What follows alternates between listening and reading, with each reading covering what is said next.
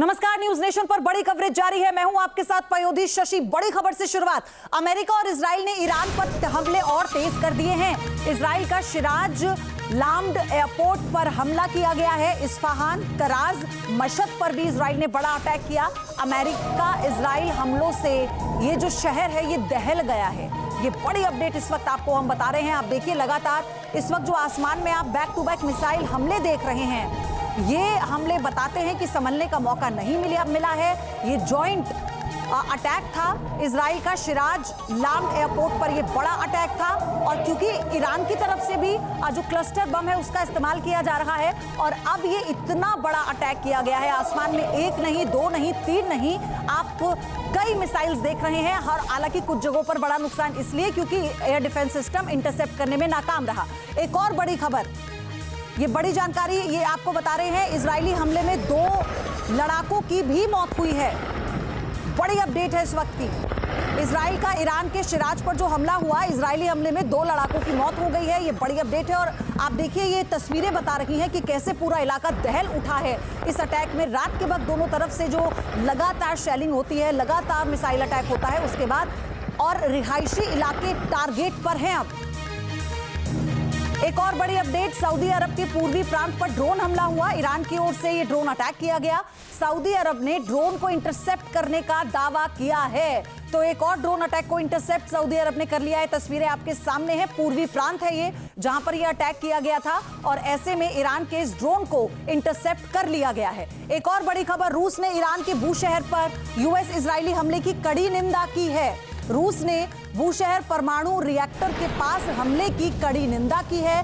America Israel पर परमाणु खतरा भड़काने का आरोप लगाया। रूस के विदेश मंत्रालय ने परमाणु संयंत्र के पास हमले पर चिंता जताई है। वो रूस जो बैकडोर से लगातार ईरान को डे वन से सपोर्ट कर रहा है, वही रूस जिसमें पुतिन एक प्रस्ताव लेकर आते हैं मध्यस्थता के तौर पर, और युद्ध को रुकवाने की बात वो करते हैं, और फिर उन पर जो चुटकियां शुरू होती हैं कि वो व्लादिमीर पुतिन जंग को रुकवाने की बात कर रहे हैं, जो कि खुद और मिडिल ईस्ट में चल रही जंग रोकने की कोशिशें फिलहाल कामयाब होती नजर नहीं आ रही हैं।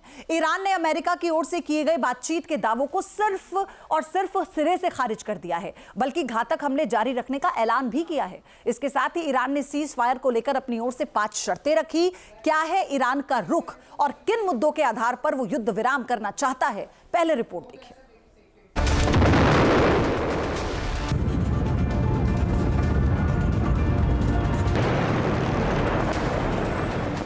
ट्रंप का पीस प्लान एक्सेप्ट करने के लिए ईरान राजी नहीं है।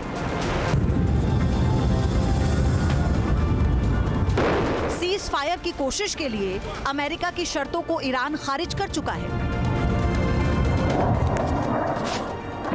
मिडिल ईस्ट में शांति बहाली की उम्मीदों पर पानी फिरता नजर आ रहा है। युद्ध विराम के लिए उठाए जा रहे कदम ईरान को पसंद नहीं आ रहे, और वो अमेरिका के साथ ही इजराइल के खिलाफ लंबी लड़ाई लड़ने के लिए तैयार है।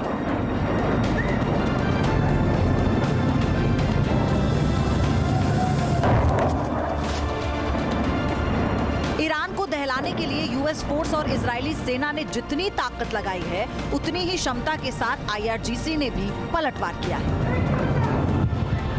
ऑपरेशन ट्रू प्रॉमिस 4 के जरिए ईरान ने अपनी मिलिट्री पावर दिखाई है।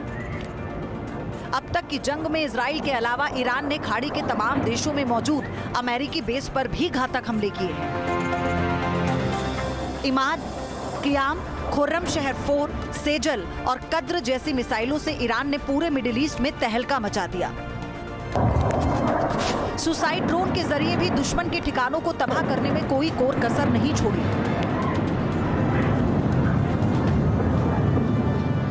आईआरजीसी ने एक साथ 2 फ्रंट पर अपनी अटैकिंग पावर दिखाई और आगे भी अपना ऑपरेशन जारी रखने की धमकी दी।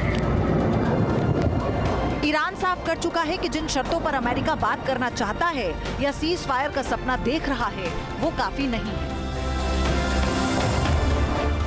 ईरान का रुख क्या है, ये बात नेशनल सिक्योरिटी काउंसिल में सुप्रीम लीडर मोस्तबा के प्रतिनिधि सईद जलीली ने पूरी दुनिया को बता दी है। जलीली ने सोशल मीडिया पोस्ट के जरिए बताया कि ईरान स्थायी सुरक्षा चाहता है, ऐसे समझौते नहीं जिन्हें बाद में पलट दिया जाए। ईरान की राष्ट्रीय सुरक्षा ग्लोबल और रीजन पावर के बदलते राजनीतिक फैसलों पर निर्भर नहीं हो सकती। जलीली ने आगे कहा कि ईरान खतरे की छाया को स्वीकार नहीं करता। लक्ष्य सिर्फ हमला रोकना नहीं, बल्कि हमलावर को पछतावा भी होना चाहिए। ईरान के तेवर ये बताने के लिए काफी है कि युद्ध रोकने को लेकर अमेरिका जो दावे कर रहा है या तो जो शर्तें रख रहा है, उनका फिलहाल कोई फायदा होता नजर नहीं आ रहा।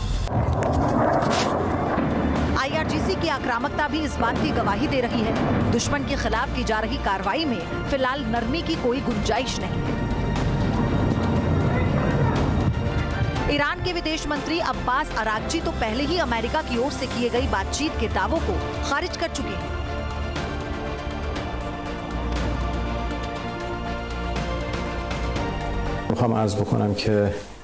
अभी कोई बातचीत नहीं चल रही है। तथ्य ये है कि वो बातचीत के बारे में चर्चा कर रहे हैं। क्या वो हार स्वीकार कर चुके हैं? क्योंकि पहले उन्होंने बिना किसी शर्त के सरेंडर का दावा किया था, तो अब वो अपने टॉप अधिकारियों को बातचीत के लिए मोबिलाइज क्यों कर रहे हैं? क्षेत्र के कई विदेश मंत्रियों ने तेहरान से संपर्क किया है और ईरान का रुख सैद्धांतिक और दृढ़ रहा है। ईरानी अधिकारियों ने अमेरिका की ओर से भेजे गए प्रस्ताव को धोखा करार दिया, साथ ही इसे जमीनी हकीकत से कटा हुआ और दबाव बनाने की रणनीति का हिस्सा बताकर पलटवार किया।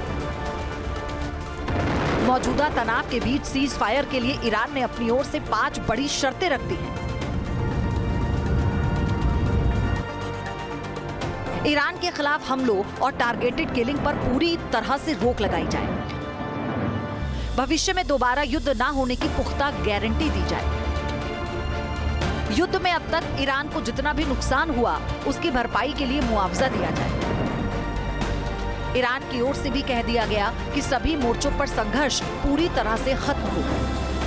हॉर्मुज स्ट्रेट पर ईरान के अधिकार को अंतर्राष्ट्रीय मान्यता दी जाए। ईरान ने यह भी कहा कि जब तक उनकी शर्तें पूरी नहीं होती, तब तक जवाबी कार्रवाई नहीं रुकेगी, यानी इजराइल और अमेरिका के ठिकानों पर हमले जारी रहेंगे।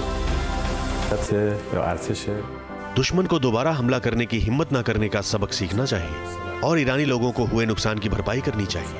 अंतर्राष्ट्रीय गारंटी 100% गारंटी नहीं है। हमने जो आंतरिक गारंटी खुद बनाई है, उसका मतलब है कि अब कोई भी ईरानी लोगों के साथ युद्ध करने की हिम्मत नहीं करेगा। इस युद्ध में ईरान को भारी नुकसान उठाना पड़ रहा है। इसके बावजूद वो हार मानने को तैयार नहीं। मिसाइल और ड्रोन पावर को तगड़ा झटका लगा है। 1500 से ज्यादा लोगों के मारे जाने की खबर है। कई टॉप कमांडर भी अमेरिका और इजराइल की स्ट्राइक में दम तोड़ चुके हैं। मगर ईरान अपने रुख से पीछे नहीं हट रहा। उसके हमले चारों तरफ जारी हैं। साथ ही ये भी कोशिश की जा रही है कि अमेरिका को ज्यादा से ज्यादा नुकसान पहुंचाया जाए। इसीलिए मिडिल ईस्ट में मौजूद हर बेस को लगातार दहलाया जा रहा है। फिलहाल मामला पूरी तरह से उलझा हुआ है और जंग पर ब्रेक कैसे लगाया जाए, इसका पुख्ता फॉर्मूला अमेरिका नहीं तलाश पाया।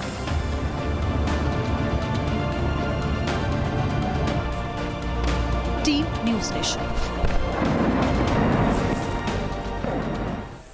आपके मोबाइल पर तुरंत आएगी ब्रेकिंग न्यूज। स्क्रीन पर सबसे पहले दिखेगी बड़ी खबर। देश दुनिया की हर खबर एक जगह। अब आपके मोबाइल पर तुरंत फटाफट इंस्टॉल कीजिए न्यूज़ नेशन ऐप और रखिए खुद को अपडेट।